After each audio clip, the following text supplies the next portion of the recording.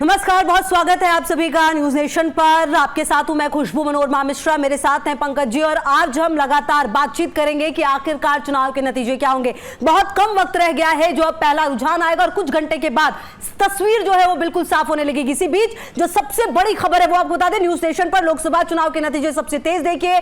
आज होगा फैसला किसके हाथों में देश की कमान होने वाली है। जी हाँ, 543 लोकसभा सीट पर सबसे सटीक रिजल्ट हम आपको बताने वाले हैं। न्यूज नेशन आपको बताएगा कि आखिरकार किसकी सरकार बनेगी। बहुत कम वक्त है और ऐसे में सवाल यह कि क्या जो एग्जिट पोल ने दावा किया है वो सही होगा, क्योंकि बीजेपी को लगातार तीसरी बार सत्ता में आने की उम्मीद है, तैयारियां पूरी हो चुकी है, लेकिन क्या इंडिया अलायंस जो है वो टक्कर दे पाया है, कितनी सीट लेकर आ पाएगा, यह देखना दिलचस्प होगा। तस्वीरें लगातार हम आपको दिखाएंगे एक एक, क्योंकि अब अगर आप घड़ी की सुई की तरफ नजर डालिए तो लगभग 15 मिनट से भी कम वक्त रह गया है जब अब पहला रुझान आएगा। और ऐसे में सबसे पहले आपको बता दें, बैलेट पेपर से गिनती की जाएगी और उसके बाद ईवीएम का जो पिटारा है वो खुलेगा और तस्वीर बिल्कुल साफ हो जाएगी। सवाल ये, क्या प्रधानमंत्री मोदी जो पंडित जवाहरलाल नेहरू है उनके रिकॉर्ड को तोड़ देंगे? क्या वो तीसरी बार प्रधानमंत्री पद की शपथ लेंगे? यह भी देखना दिलचस्प होगा। हालांकि उसके लिए थोड़े दिन का इंतजार होगा। अगर आज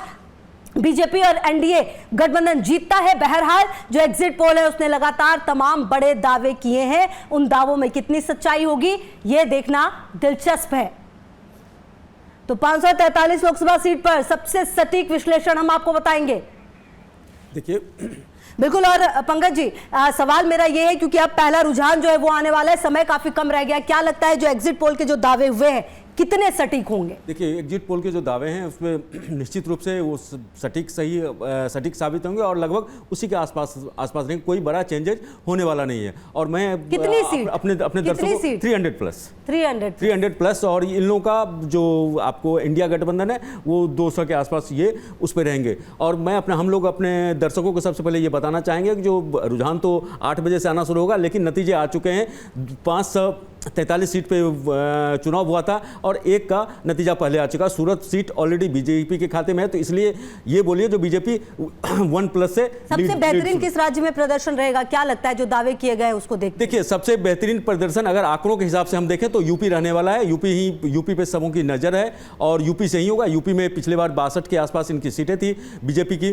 तो ठीक है पंकज जी, चलिए इसी पे डिस्कशन करेंगे। इसी बीच जो बड़ी खबर आ रही है वो आपको बता देते हैं। थोड़ी देर में पहला रुझान आएगा। जी हाँ, बहुत कम वक्त है, लेकिन सबसे पहले बैलेट पेपर से काउंटिंग शुरू होगी, ये भी आपको बता दें। और उसके बाद जो ईवीएम है उसका पिटारा खुलेगा। 542 सीट पर नतीजे आएंगे, इसीलिए क्योंकि जो एक सीट सूरत है वो बीजेपी निर्विरोध जीत चुकी है। इसीलिए 542 सीटों पर जो नतीजे, जो जनता ने आखिरकार अपने लिए किसको चुना है, यह देखना बिल्कुल बेहद दिलचस्प होगा। हालांकि देखिए जो तैयारियां हैं पंकज, वो कर ली गई हैं। आप बीजेपी मुख्यालय की भी हम तस्वीरें दिखा रहे थे, वहां पर पूरी सब्जी मिठाइयां बन रही हैं। हालांकि कांग्रेस के जो दफ्तर है उसमें 2019 में इतनी हलचल नहीं थी, लेकिन इस बार बहुत हलचल है। इसके पीछे क्या कारण लगता है? इस बार जो आपको इंडिया गठबंधन बनने के बाद इनका कॉन्फिडेंस लेवल काफी हाई हुआ है।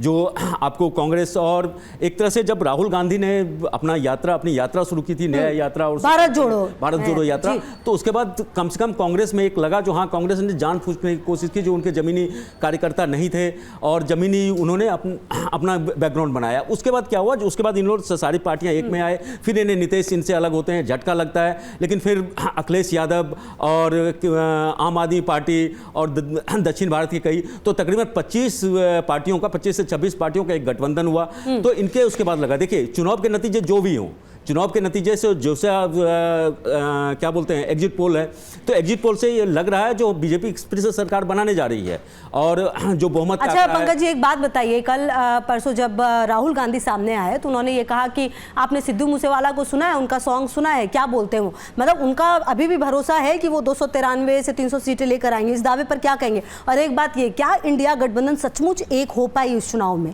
देखिए सबसे बड़ी बात है जो कोई भी पार्टी जब तक फाइनल रिजल्ट नहीं आ जाता तो उम्मीद नहीं छोड़ती है।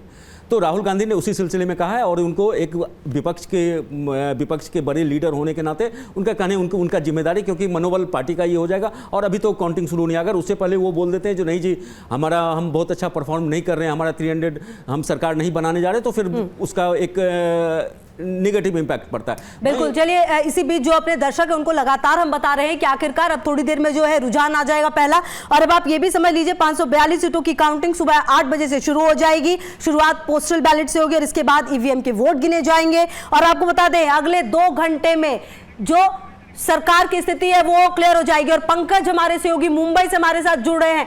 पंकज, देखिए महाराष्ट्र, इस बार महाराष्ट्र में जो भी नतीजे होंगे वो ये बता देंगे कि आखिरकार जनता किसे असली शिंदे पार्टी मानती है, किसे एनसीपी असली मानती है, और सबसे बड़ी बात यह कि आखिरकार उनका साथ किसको है।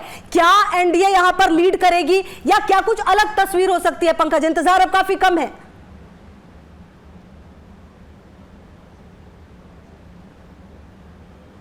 बिल्कुल, देखिए उत्तर प्रदेश के बाद महाराष्ट्र वो राज्य है जहां पर सबसे ज़्यादा सीटें हैं और यहां पर बीजेपी की जो है वो नज़र बनी हुई है।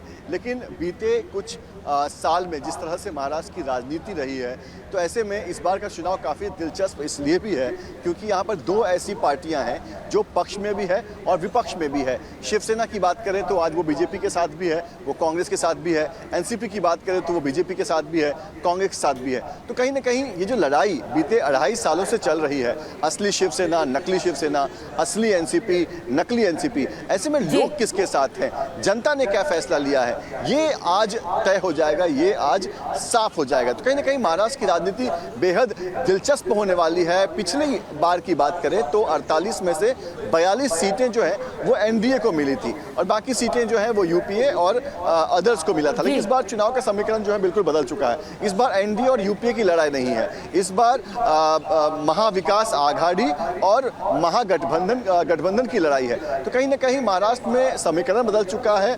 महाराष्ट्र में लोगों की सोच जो है वो किस तरह से बदली है, किसके साथ महाराष्ट्र की जनता खड़ी है, क्या वो उद्धव ठाकरे के साथ खड़े हैं या फिर एकनाथ शिंदे के साथ खड़े हैं। क्योंकि एकनाथ शिंदे का ये कहना है कि हम इसलिए अलग हुए क्योंकि जो उद्धव ठाकरे की शिवसेना है वो बाला साहेब का जो आदर्श है उसको छोड़ चुकी थी।